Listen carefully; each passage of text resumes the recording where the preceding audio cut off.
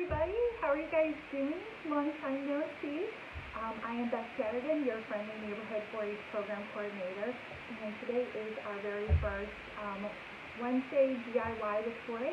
So today we are going to talk all about making our own gift wrap with something a little unexpected that you probably have in the pantry and kitchen, and that is a brown paper bag. This is a great way to gift wrap if you are in a pinch, if you've run out of wrapping paper, or if the kiddos want to help out with gift wrapping.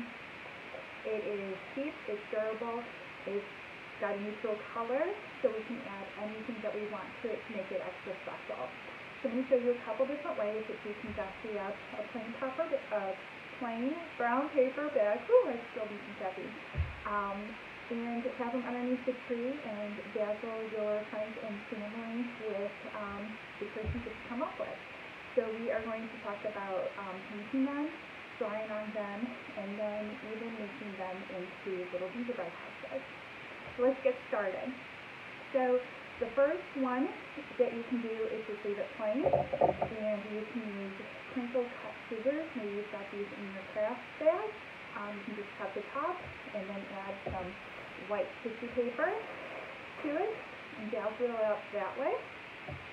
You can take, maybe you have a favorite cookie cutter and the kids want to help decorate it, so you can take some acrylic paint or any paint that you have, finger paint, anything like that.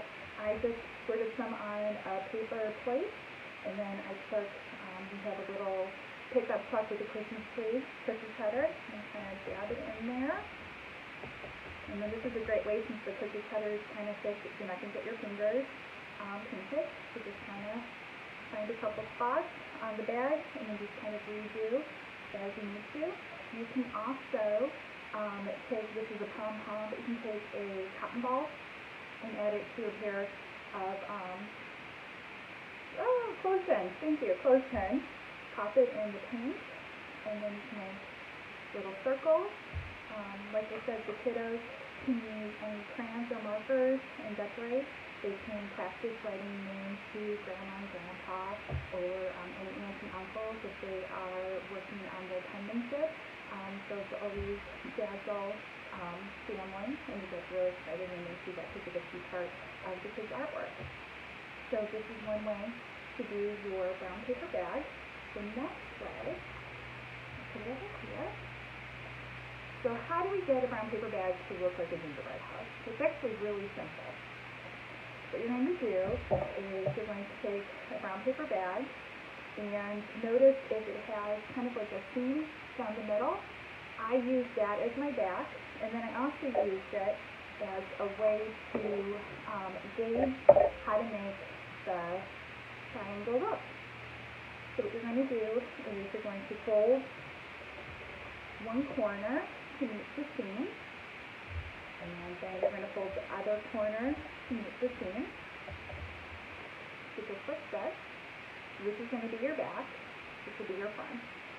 You can choose, let me just kind of bring that just a little bit more. You can choose whether you want to use your hole punch to make holes for your ribbon now or after your design. I'm going to choose now because it kind of helps me gauge as I'm drawing my gingerbread house details. So here we go. I'll put that up here so you can see.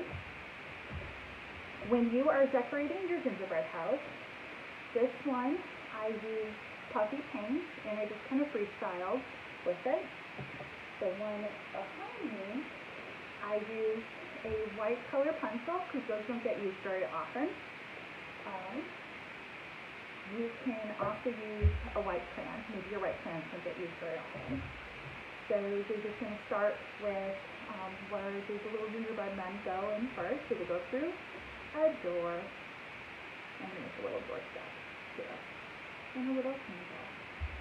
And then you're just going to add on. So you're going to have some windows, the window pane. Are you going to make it look like snow is resting on top of the window? Do that. Do a second one.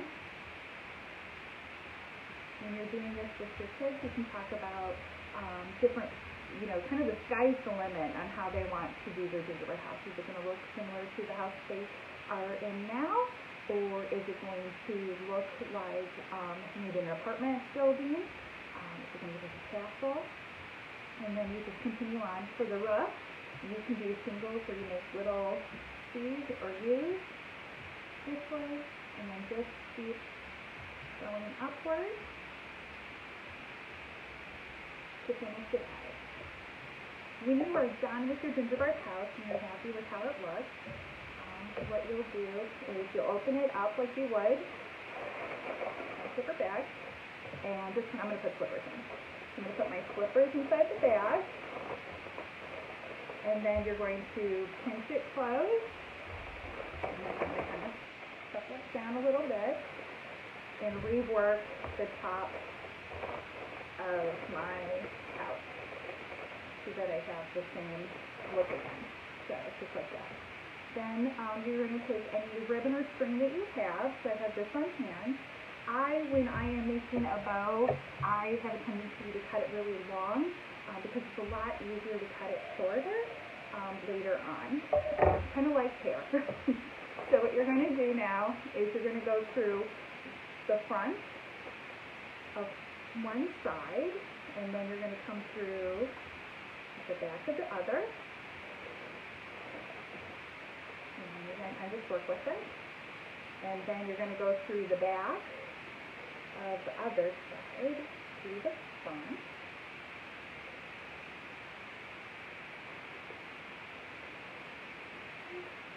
There you go.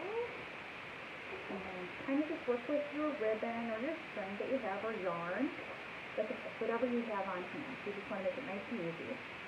And kind of straighten up your little house. And then, just like you're tying your shoelaces, you're just going to make a bow that just holds it all together and continues to give you kind of like that swoop look. And if your string is too long, you can always just play with it and cut it down. And so there's your way of gift wrapping a present.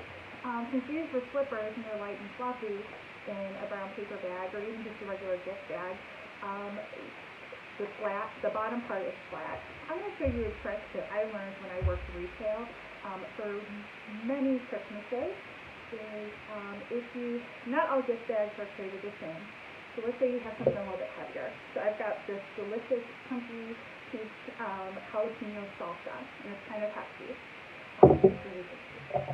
If I were to get a gift bag, whether you buy one at the store, like this one, or if you're doing a brown paper bag, sometimes the heavy ones will kind of sag. So I'm going to show you what I mean.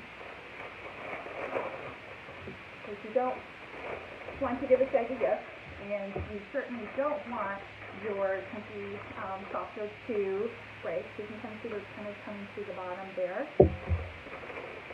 What I do is I get a bit of cardboard. So if you are getting some shipments from online shopping, you save a box and put it to the side that you can use.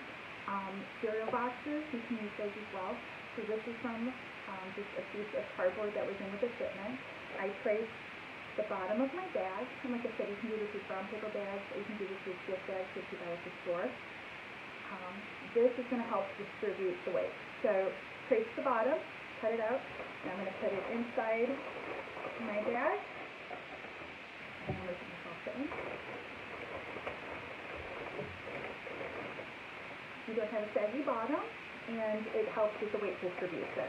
So it's a lot easier to hand it to the next person.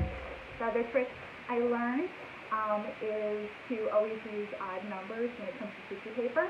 So odd numbers would be 1 piece of tissue paper or 3. You take your tissue paper, and I kind of pinch in the middle and make a V.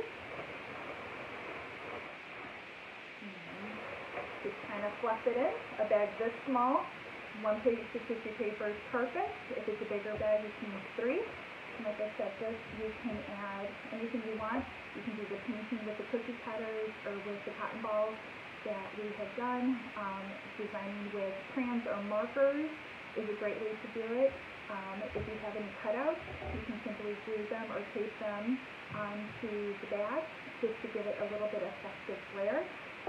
Puffy paint we saw looks great, nice and vivid. You can have a whole little gingerbread village underneath your tree or at your porch drop-off, depending on how you're going to be doing gift giving. But this is a super easy, super inexpensive way to dazzle up your gift for whichever holiday, so Hanukkah or Christmas. I hope that you enjoyed your little tutorial about DIY brown bag gift making. If you are interested, on December 17th from 5 to 6, we are going to be doing a Zoom workshop on how to gift wrap. So we are going to be talking about during Zoom how to gift wrap the easy gifts, the ones that are in a box, the not so easy gifts.